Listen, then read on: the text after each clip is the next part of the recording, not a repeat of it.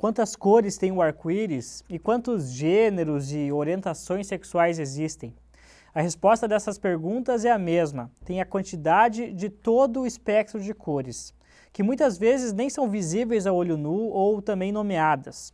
O movimento queer e as teorias transviadas ressaltam como as nossas relações podem ser harmônicas, sem os conflitos gerados pelos preconceitos direcionados ao que está fora da normatividade. A convidada de hoje é a Gabriela, do Coletivo Voe, coletivo esse formado por estudantes, pesquisadores e ativistas que, reunidos em prol da defesa da diversidade sexual e de gênero, promove espaços de formação sobre o gênero, corpo e a sexualidade. Gabriela, é um prazer te ter aqui no Provocarte. Gostaria de saber o que é o Coletivo Voe e como ele se organiza. Tudo bem, o prazer é meu estar aqui. O Coletivo Voe é um coletivo de diversidade sexual e gênero que nós temos aqui em Santa Maria desde 2011. Ele se organiza de forma autônoma, né? É um movimento LGBT organizado. Nós começamos em 2011, na verdade ele foi pensado em 2010 no Congresso Estudantil na UFSM, em 2011 que ele se cria então, né? E desde então a gente, esse grupo de pessoas LGBT, a gente se organiza para fazer eventos, a gente constrói a parada alternativa LGBT. Nós já temos 5 edições, né, dela, entre outros eventos, debates, essas coisas. E qual que é o papel, por exemplo, da própria parada que tu falaste aí, qual que é o papel e a importância disso para essa comunidade LGBTQIAP+. É importantíssimo porque a gente tem a primeira parada que surge lá quando vem a Revolução de Stonewall em 69, vem justamente por conta da Revolução, né? A primeira parada vem em 1970, então um ano pós essa batida, e vem como um orgulho LGBT. Então toda e qualquer parada é um símbolo de orgulho.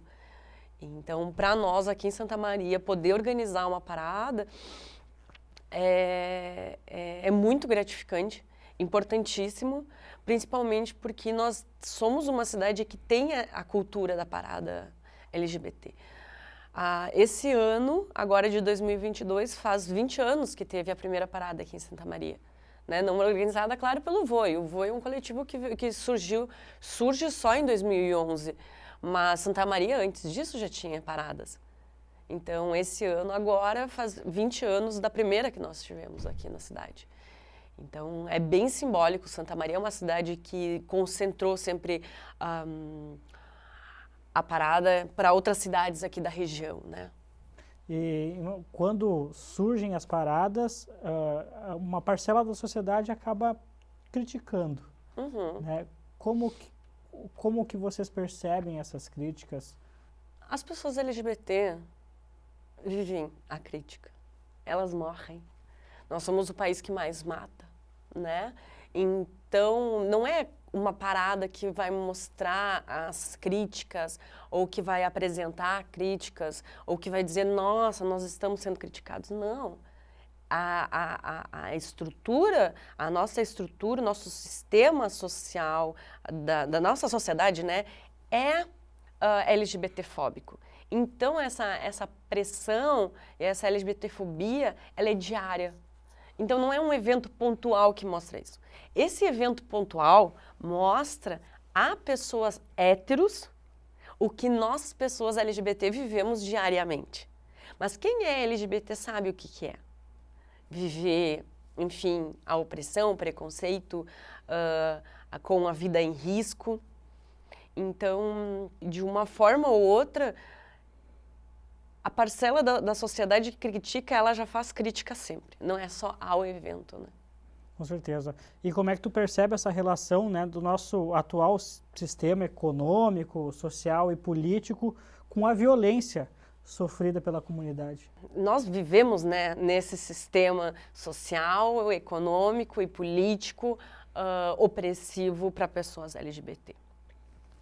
Então, por isso que a nossa luta é justamente essa análise de conjuntura que a gente tem que fazer, política, é para mudar esses aspectos da sociedade, né? Então, porque é isso que mata diariamente as pessoas LGBT, seja por violência direta, indireta, psicológica, né, verbal, ou da forma que se dá. E são nesses níveis que a gente tenta combater, confrontar e lutar para que minimamente se tenha direitos, né? Principalmente a qualidade de vida, a dignidade, enfim. A comunidade ela é associada, né, às cores do arco-íris. E o que é ser colorido? Quando a gente pensa ser colorido,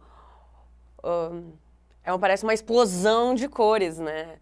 Muito mais do que algo o colorido, mas é a explosão das cores. Quando a gente pensa, se não é só um indivíduo, mas uma comunidade. Então, essa explosão de cores, talvez uma explosão de vida. Eu acho que a cor pode simbolizar muito essa questão da vida também. Eu vejo muito isso, né? Pelo menos da minha parte, essa explosão do ser colorido, de tu se colocar, de tu conseguir se mostrar, de tu poder mostrar o verde, o azul, o amarelo, o vermelho, o roxo, o rosa, que for a cor, sabe? Mas ela na sua integridade, ela assim, integridade mesmo, e isso traduzindo para uma sexualidade, a gente pode também pensar ela como tu podendo vivenciar de forma plena algo, sabe? Tu poder se expor ali, expor da cor que é aquela explosão, entendeu? Independente de onde tu tá naquele colorido, tu faz parte daquela explosão, daquelas cores, né? Entendo. E agora falando dessas transformações, uma das transformações que a sociedade vem passando é no uso da linguagem, né? Isso se fala da linguagem neutra. O que ela representa? Inclusão. Acho que inclusão, evolução, eu acho que amadurecimento também, respeito, né? Maturidade, porque fazer com que pessoas que não se encaixam com os pronomes possam ter, como eu posso dizer, se sentir pertencente, sabe? E por isso que a importância do se pesquisar pronomes neutros, ou então se tem dificuldade de usar pronomes neutros, nós temos ainda formas ou palavras que podem ser substituídas, que não necessariamente precisa ter pronome, sabe? Então, é só uma questão de hábito. Nós somos muito habituados a usar pronome dentro do português, né? E o que tu percebes sobre quem estranha e até quem repudia o uso dessas linguagens?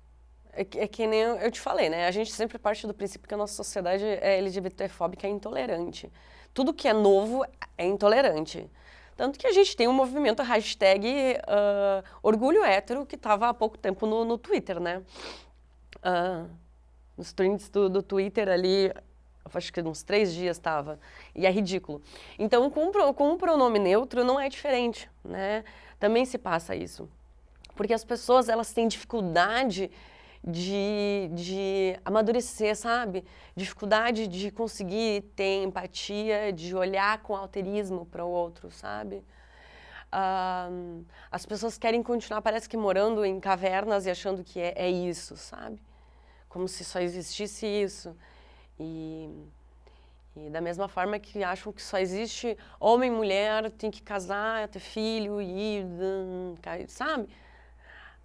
Não é só isso, não são só essas configurações de pessoas então eu acho que falta a questão da da empatia, da sororidade, do também se desacomodar. Porque essas pessoas, elas são muito acomodadas, por isso que eu acho que elas tendem a não gostar, porque para elas é difícil.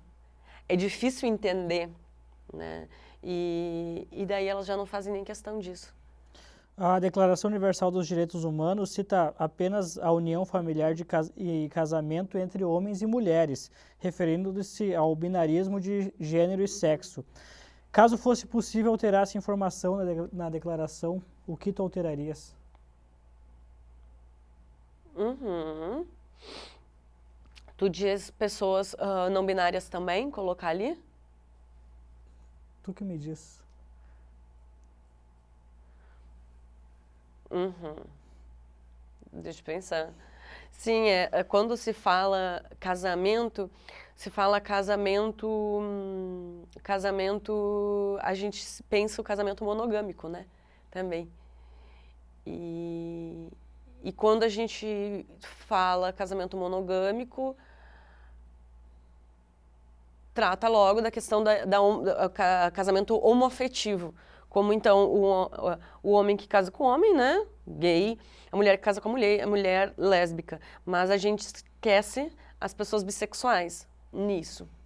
Né? Se você pensar pela orientação sexual.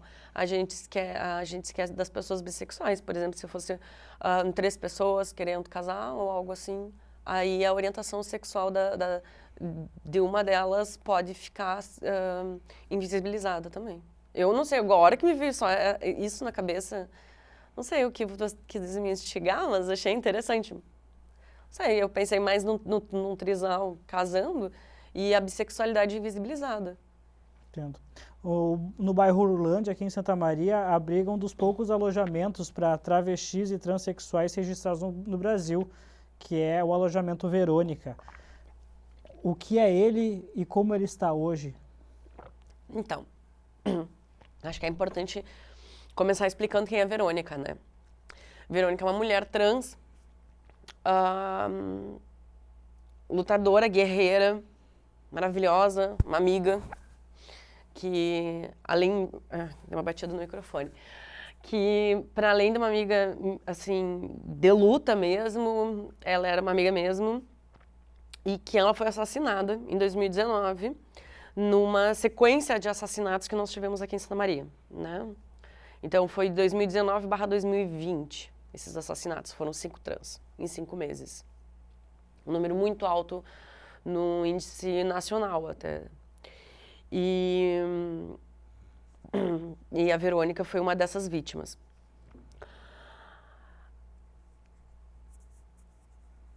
Ela foi a segunda das 5. Ela, por muitos anos, ela teve uma casa onde ela acolhia outras mulheres trans, aqui em Santa Maria, daí chamada de alojamento, né, da Verônica. E que nem tu falou, ele era um dos únicos registrados no Brasil. E um lugar eu trago um acolhimento, né, para esse alojamento, eu trago esse olhar mais assim, porque realmente as pessoas podem ficar em qualquer hotel, lugar, tal, mas elas ficavam lá por ter outras trans, pela troca, vivência, compartilhamentos, e também pelo acolhimento da Verônica, que era maravilhosa, tanto que ela foi nomeada, né, de Mãe Loira. A gente chamava ela de Mãe Loira também, pelo Neide Ogum, nosso querido também. Ele era do Voi. E hoje o alojamento, eu não tenho muitas notícias do alojamento como está. Eu sei que quem ficou responsável foi após a morte dela, né, foi o marido dela. Mas uma coisa interessante para se falar, né, agora, com relação ao alojamento, porque o alojamento da Verônica, ele acolheu muitas mulheres trans, muitas mesmo, assim, em situações precárias, porque a vivência da mulher trans não é fácil. Por exemplo, a nossa realidade, por exemplo, de pessoas cisgêneras, de ir num mercado, de ir numa loja, de fazer alguma coisa, é uma vivência. Agora, para elas saem em grupo, já saem em outros horários, elas têm os seus hábitos diferentes, porque a sociedade já encara elas de uma maneira diferente, sabe? Então, essa cumplicidade que elas tinham eram muito lindas. Agora, com uma ementa que a deputada Fernanda Melchiona conseguiu, com a especialização de gênero da FSM, fizeram uma casa de acolhimento lá dentro da FSM, que fica embaixo da biblioteca, atrás da Biblioteca Central, dentro da FSM. E o nome escolhido foi Casa Verônica. Vai ser a Casa de Acolhimento Verônica, justamente pela questão histórica que nós temos aqui de Santa Maria, de uma mulher trans que acolheu tantas outras mulheres trans, né? Porque a gente sabe também a realidade da questão das pessoas trans de serem expulsas de casa, da marginalização, da vulnerabilidade social, da prostituição, enfim. Né? E como é que o coletivo Voe atua nisso? Como a gente atua nisso? Eu acho que a gente pode pensar como a gente caminha junto nisso, né? Porque eu acho que é uma caminhada, sabe? Tudo se faz junto, nada é fácil. Tudo tu tem que estar lá, tu tem que estar presente, tu tem que estar reivindicando que aconteça as coisas. Porque senão nada se faz. Então, a atuação se dá a partir de diversos espaços de debate, de discussões, inclusive aqui. Isso daqui é um modo também de estar atuando enquanto Voe, sabe? Ocupando todos os espaços que a gente pode. E uma das coisas que a gente acha muito importante é as pessoas LGBT poderem ocupar todos os espaços também. Então, por isso que nós também estamos sempre presentes. Entendo. E falando agora sobre representatividade, indo para o futebol, que já foi de certa forma, e é também um ambiente bem homofóbico e machista, mas que, por exemplo, agora está apoiando a causa LGBTQIAP+, usando cores do arco-íris nas faixas de capitão, por exemplo, em outros momentos também. O que tu reflete sobre essas ações? Eu acho importante que haja campanhas, né? Tipo essa que tu citou, mas eu também acho que seja importante times, né, e clubes, né, se posicionarem quando há a homofobia ou a LGBTfobia, né? Porque agora há pouco o jogador Richarlison se assumiu e já constava uma outra denúncia dele com relação a isso, a homofobia dentro do clube. E não tinham feito nada. Tinha sido passado batido, não tinham dado muita importância. Aí agora ele se assume,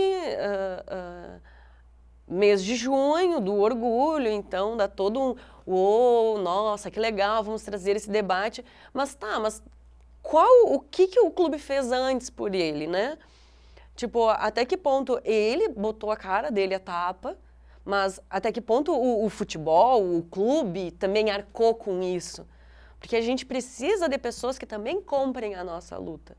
Não basta botar uma coisinha aqui e simplesmente o clube continuar LGBTfóbico ou permitir com que a torcida seja LGBTfóbica, da mesma forma que é racista, né? Que acontece ainda. Então, nesse sentido, a gente precisa dessa atuação efetiva dos clubes. Entendo. E sobre a participação da Linda Quebrada, por exemplo, no Big Brother Brasil e a visibilidade que ela deu, como é que tu percebe isso? Importantíssima, maravilhosa. Representou muito. Eu acho que uma das coisas mais importantes que aconteceu no início, eu acompanhei todo o Big Brother com ela. E uma das coisas que eu acho mais interessante e que eu acho que as pessoas deveriam pensar muito, e ela expôs muito bem lá dentro, de como todo mundo caía em cima dela para ela falar coisas sobre transexualidade e orientação sexual. Como se ela fosse aquilo. As outras pessoas têm histórias. As outras pessoas têm família, as outras pessoas têm casa, as outras pessoas viajam, as outras pessoas têm profissão, as outras pessoas, sei lá, a Linha até trouxe a indagação dizendo que ninguém perguntava qual era o nome do cachorro dela, que ela tanto citava, sabe?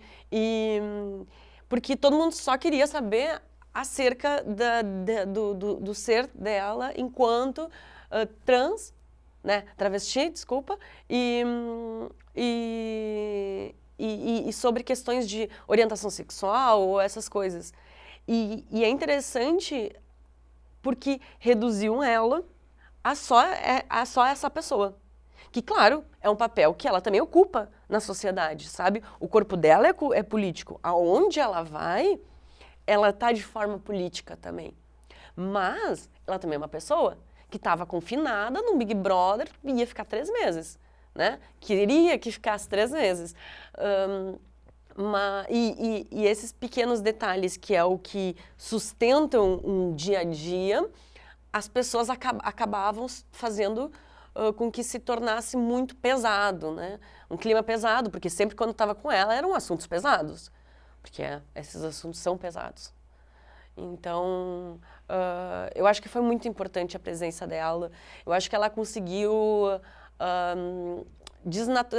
naturalizar isso, naturalizar muitas coisas. Então, pessoas mais velhas que só não tinham o convívio ou contato com alguém, né, travesti, conseguiram ter mais essa empatia por ela e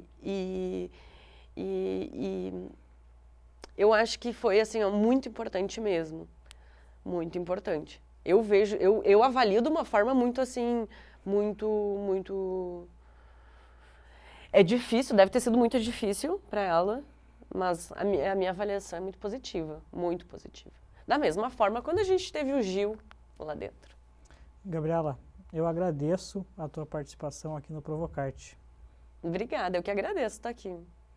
Assim como o espectro de cores, temos singularidades e nuances, principalmente entre o que é considerado o início e o fim. Esse episódio do Provocarte se encaminha para a epifania.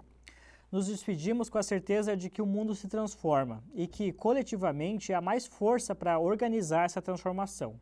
Que a luta transcenda o status das palavras e se transforme em realidade. Nos vemos no próximo episódio do Provocarte. Até logo!